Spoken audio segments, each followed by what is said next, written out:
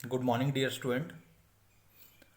मैं सुरेंद्र कुमार भारत आप सब लोगों का स्वागत करता हूं आपके अपने यूट्यूब चैनल पॉलिटी लाइव में। और उम्मीद करता हूं कि आप लोग जहां भी हैं स्वस्थ होंगे और अपने जो पठन पाठन का जो कार्य है उसको सुचारू रूप से कर रहे होंगे।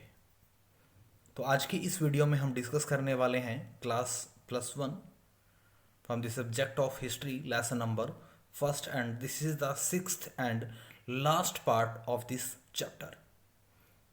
इससे पहले मैं 5 वीडियो या 5 पार्ट्स इस चैप्टर के यूट्यूब पे डाल चुका हूँ और ये इस पार्ट का अंतिम और लास्ट वीडियो होगा। इसी के साथ जो लेसन नंबर 1 है या थीम नंबर 1 है वो कंप्लीट हो जाएगी।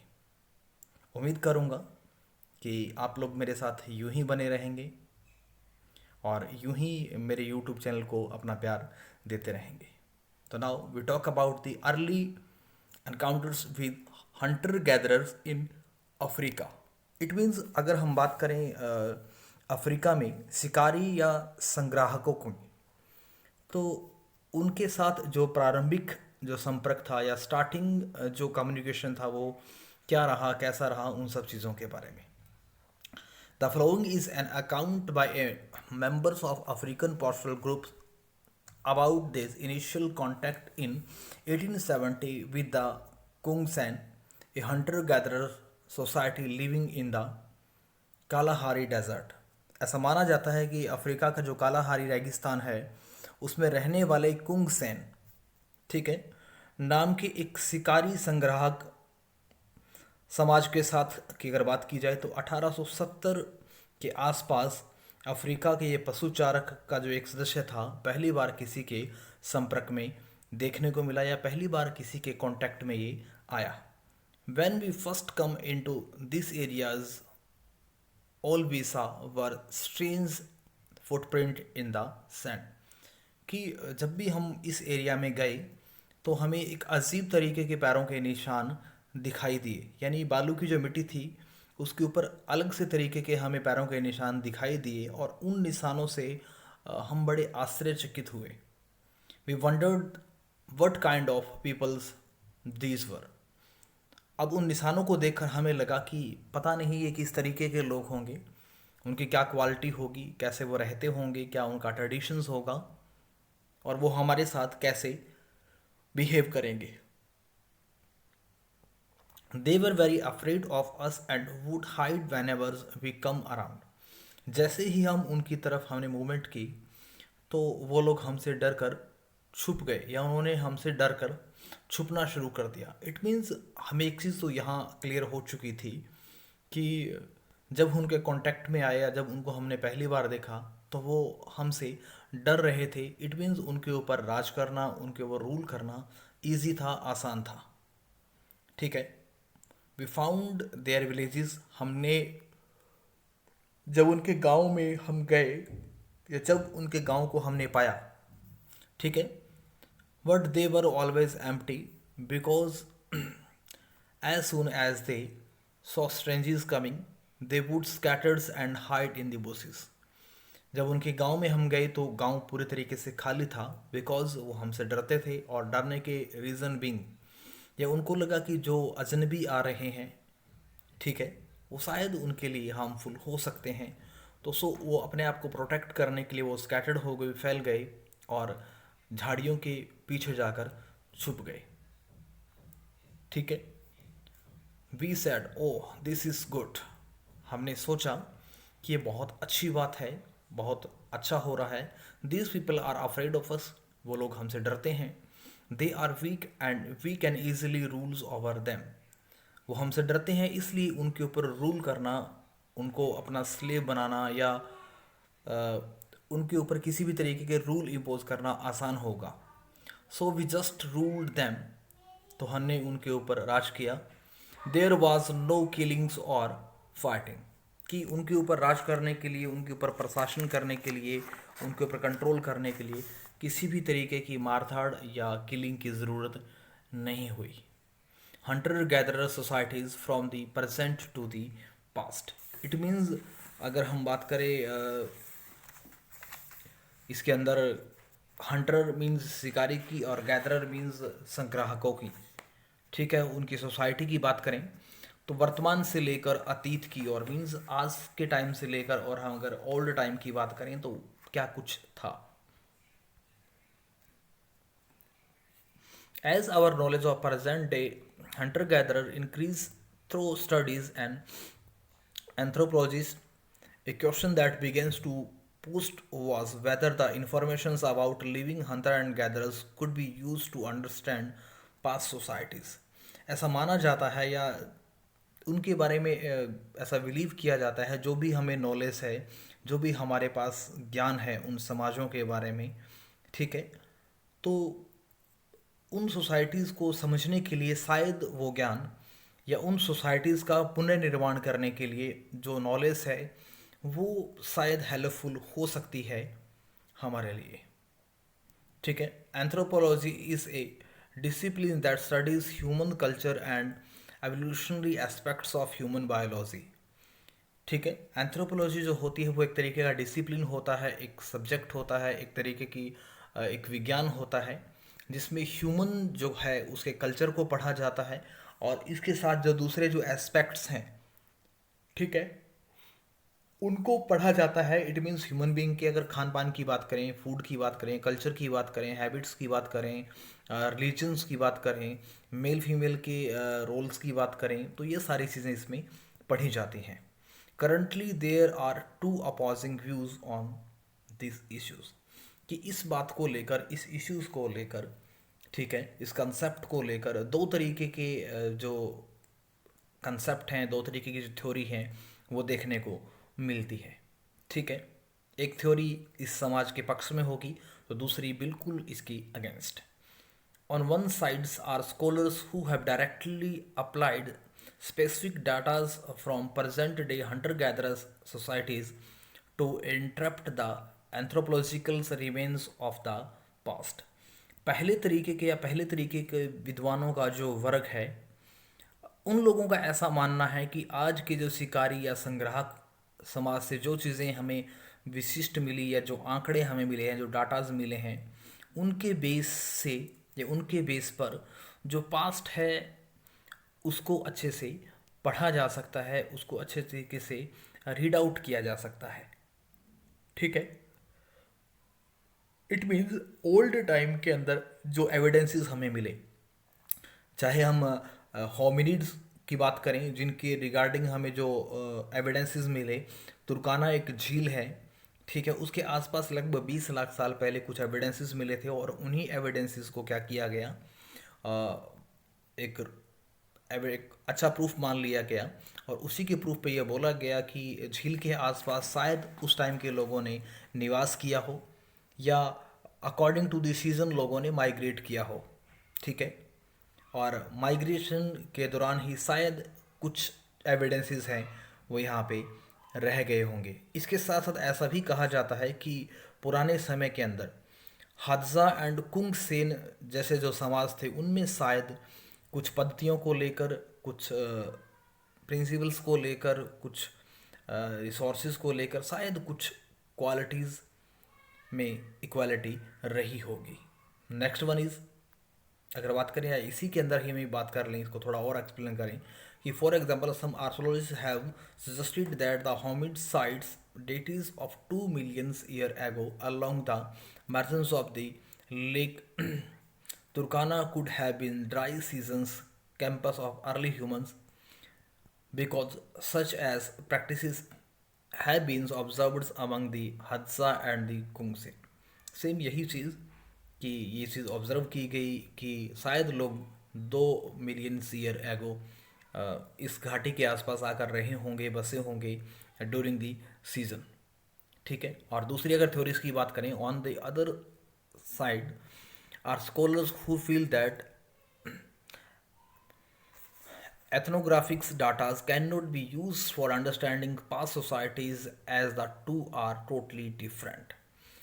कुछ दूसरी जो कैटेगरी के लोग थे, दूसरे जो सिद्धांत के लोग थे, प्रिंसिपल्स के लोग थे, उनका ऐसा मानना था कि शायद इन लोगों को पास्ट के जो एविडेंसेस हैं उनके बेस पे नहीं समझा जा सकता।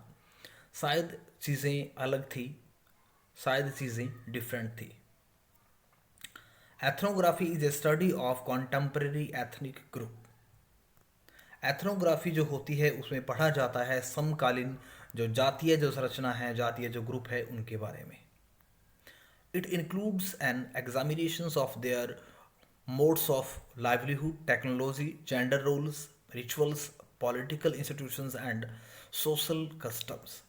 इनके अकॉर्डिंग जो मेन एग्जामिन करने का जो मोड्स था, जो नियम थे, वो थे कि इन लोगों का लाइवलीहुड क्या था, इनके पास टेक्नोलॉजी क्या थी, ठीक है, जेंडर का क्या रोल था सोसाइटी में, मेल फीमेल का, इनकी परंपराएं कैसी थी, इनके राजनीतिक जो संस्थाएं थी वो क्या थी, और सोशल कस्टम्स या सामाजिक आधार क्या था इन लोगों का, क्या क्रियाकलाप थे इन लोगों के, ठीक है।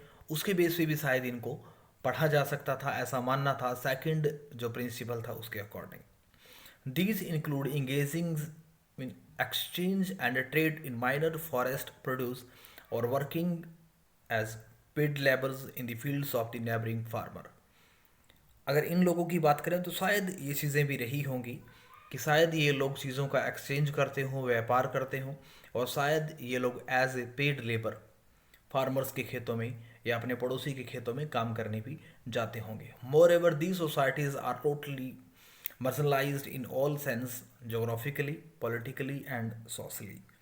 इट मीन्स इसके साथ साथ एक चीज़ और भी देखी जाती है दूसरे डाटाज के अकॉर्डिंग कि ये जो समाज थे भौगोलिक, पॉलिटिकल एंड सोशल सभी दृष्टियों से अगर देखें तो ये हंसिए पे थे।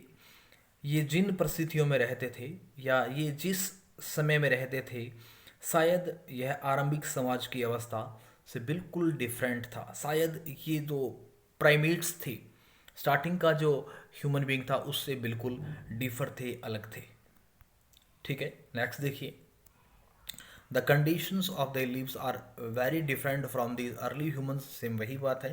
Another problems is that there is a tremendous variations amongst living hunter gatherer societies. दूसरी चीज़ ये कि देखिए सब लोगों के अंदर बहुत सारे चेंजेस थे, वेरिएशन थे, डिफरेंसेस थे, और उन्हीं डिफरेंसेस के बेस पर बहुत सारी समस्याएं आ रही थी, दिख रही थी।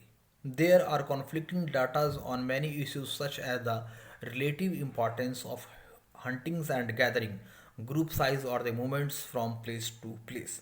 इसके साथ साथ भोजन प्राप्त करने को लेकर अगर हम बात करें या लोगों की बात करें तो अलग अलग तरीके से अलग अलग इश्यूज़ को लेकर, अलग अलग डेट्स को लेकर उनमें विरोध दिखाई देता है, डिफरेंसेस दिखाई देते हैं, और शायद यही रीज़न है कि इन समाजों के अंदर हंटिंग करने का, गैदरिंग करने का, ठीक है, उनकी इम्पोर्टेंस अलग अलग थी, इनके साइज़ अलग अलग थे, कुछ छोटे तो कुछ बड़े, और स्पेशली बात करें इनकी एक्टिविटीज़ की तो a number of differences are there in their activities, in their daily working actions.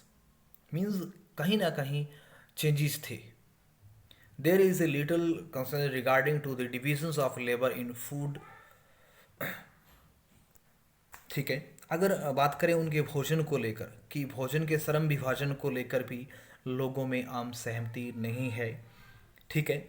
ऐसा माना जाता है, ऐसा बिलीव किया जाता है कि शायद भोजन को इकट्ठा करने में, गैदर करने में मेल और फीमेल दोनों का रोल क्या रहा होगा, इसको लेकर भी ओल्ड टाइम के जो डाटाज हैं वो शायद हमें फिक्स इंफॉर्मेशन है वो प्रोवाइड नहीं करते। Although today generally womens gathers and men hunt, there are societies where both men and womens hunt and gather and make tools.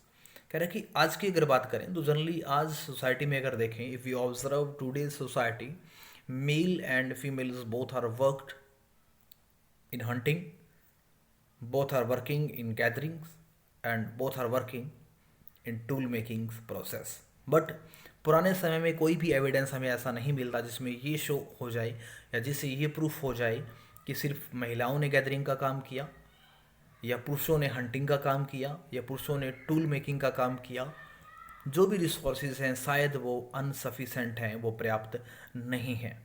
In any case, the importance role of women in contributing to the food supply in such condition cannot be denied. It means आज अगर महिलाओं की स्थिति की बात करें तो बहुत प्रोमिनेंट हैं। ईच एंड एवरी जो एस्पेक्ट्स ऑफ लाइफ है उसमें वो काम कर रही हैं। तो शायद उस टाइम महिलाओं की जो स्थिति थी उसको डिनाई नहीं किया जा सकता, या इस बात से इनकार नहीं किया जा सकता कि महिलाओं की स्थिति उस टाइम बहुत महत्वपूर्ण रही होगी। It is perhaps that factor that ensure a relatively equal role of the both women's and men's in present day hunter-gatherer societies, although there are variation. अगर आज के समाज की बात करें तो मेल फीमेल दोनों को लेकर, ठीक है, जो भी एक्टिविटीज़ हैं दोनों का रोल है वो इक्वल माना जाता है। बट पास्ट सोसाइटीज़ में शायद इनको लेकर डिफरेंसेस थे। शायद हमें कोई ऐसा एविडेंस नहीं मिला जिसने ये शो किया हो कि दोनों का रोल इक्वल था। While this may be the case today, it is difficult to make any such influence for the past. अगर इन सब चीज़ों को हम पढ़ें तो इन समाजों के बारे में, इन सोसाइटीज़ के बारे में निष्कर्ष निकालना, कंक्लूज़न निकालना बहुत डिफ़िकल्ट होगा। शायद वो उतना आसान नहीं होगा जितना जनरली हमें दिखाई देता है, जनरली हम सोचते हैं। Now one another case study, it is very important, the हज्जा।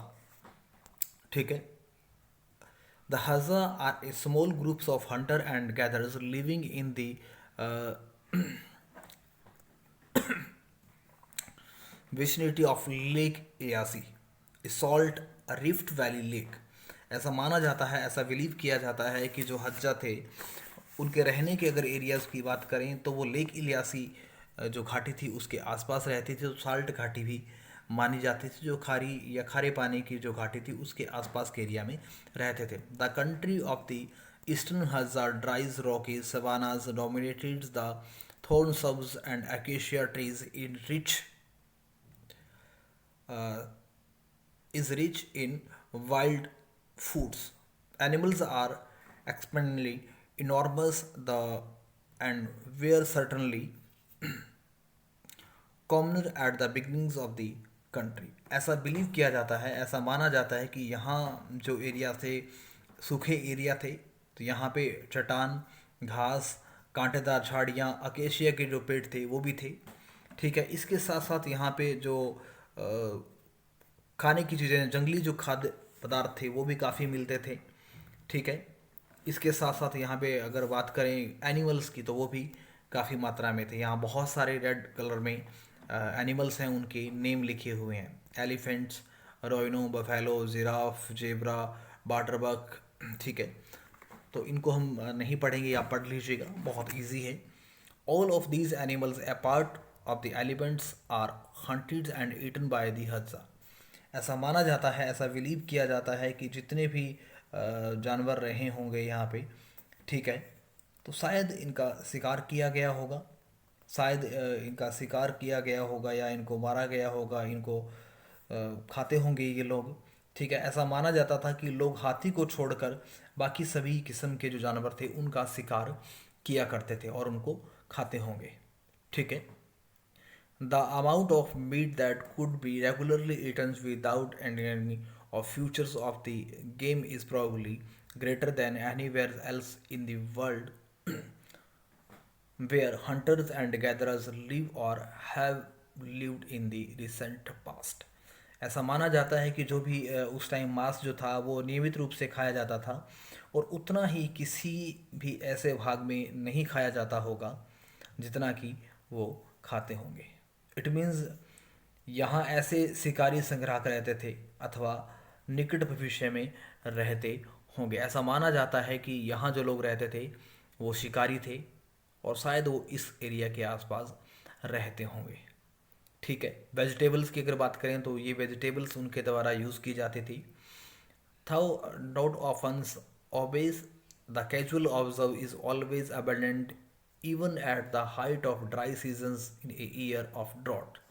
या हालांकि अगर बात की जाए कि सूखे साल के सूखे महीनों की, साल के हॉट सीज़न की, तो वहाँ भी खाने की चीज़ों की कोई ज़्यादा कमी नहीं होती थी, यानी खाने की चीज़ें काफ़ी थी। ठीक है।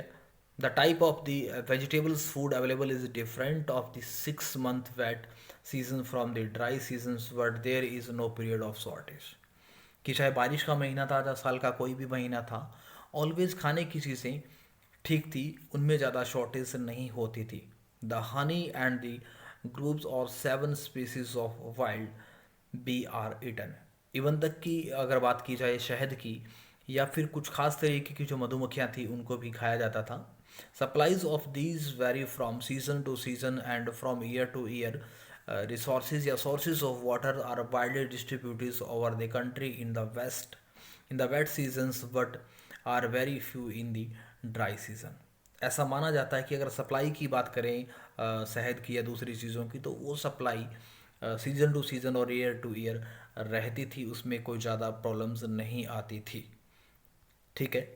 The Hadza consider that about 5 to 6 kilometers of the maximum distance over which water can reasonably be carried, and campus are normally sited within a kilometer of the water course. ऐसा हज़ा जो लोग थे उनका ऐसा मानना था कि पानी 5 से 6 किलोमीटर के एरिया में होना चाहिए, और शायद इसीलिए हज़ा जो लोग थे उन्होंने वाटर रिसोर्सेज के आसपास के एरिया में उन्होंने क्या किया, अपने जो कैंप्स थे वो शायद बनाए होंगे, यानी वाटर रिसोर्सेज के लगभग 1-2 किलोमीटर के एरिया में शायद वो रहते होंगे। Part of the country consist of open grasses plains, but the Hadza never build campus there. हालांकि बहुत सारे ओपन एरिया थे ग्रासलैंड्स के, बट वहाँ हज़ा लोगों ने अपने कैंपस, अपने घर नहीं बनाए होंगे। Campus are near by sited among trees, कि जो भी कैंपस बनाए गए वो जंगलों के आसपास या ट्रीज़ के आसपास बनाए गए होंगे, और rocks and by preference among both. ठीक है। The eastern Hadza asserts no rights over lands and its resources, कि हज़ा जो लोग थे उन्होंने जो भी नेचुरल रिसोर्सेज थे शायद उनके ऊपर अपना हक नहीं जताया होगा या नहीं जताते होंगे। Any individuals may live an evers he likes and may hunt animals, collect roots, berries and honey and drew water anywhere in Hadza's country without any sorts of restrictions। कि जो लोग थे वो इजीली इधर उधर मूव करते थे और चीज़ों का शिकार करते थे, चीज़ों को इकट्ठा किया जाता था, और किसी भी तरीके के कोई ख़ास तरीके के कोई रिस्ट्रिक्शंस नहीं थे, कोई बड़े रूल रेगुलेशन नहीं थे। In spite of the exceptional numbers of games animals in their area, the Hazar rely mainly on wild vegetables matters of their foods, probably as such as 80% campus are commonly small and widely dispersed on the wet seasons, large and considered near to the few available resources of water in the dry season. ऐसा माना जाता है, ऐसा believe किया जाता है कि जो हज्जा जो लोग थे उनकी अगर बात करें तो वो अपने इलाकों में शिकार के लिए असीमित मात्रा में जो पशु थे उनके पास उपलब्ध थे, उसके बावजूद भी ये लोग अपने भोजन के अंदर, ठीक है, जो वेजिटेबल थी उसको मैक्सिमम लेने की कोशिश करते थे। नियर अबाउट 80% जो उनका जो वेज फूड था वो वेजिटेबल से था, और 20% जो था वो एनिमल के जो मीट होती थी या जो एनिमल थे उनको मारकर प्राप्त किया जाता था, या मांस या शहद को यूज़ किया जाता था। ठीक है। और अगर बात करें नमी के मौसम की बात करें तो आमतौर पे हज्जा जो लोग थे वो छोटे छोटे ग्रुप्स में फैल जाते थे, छोटे छोटे एरियाज़ में वो फैल जाते थे, और मौसम के अकॉर्डिंग अपने आसपास के जो घास फूस का जो मैदान होता था या जो बड़ी घास थी वहाँ रहना शुरू करते थे। और उस टाइम भी यानी सूखे के सीज़न में भी कोई कमी नहीं थी। ये सब चीज़ें बोली गई एक मौसम विज्ञानी थे जेम्स वुडवर्न, इन्होंने 1960s में ये सारी एक्सप्लेनेशंस दी। Now we talk about the development between 10,000 to 4,500 के बीच क्या डेवलपमेंट रही। For several millions humans lived by hunting and wild animals and gathering wild plants.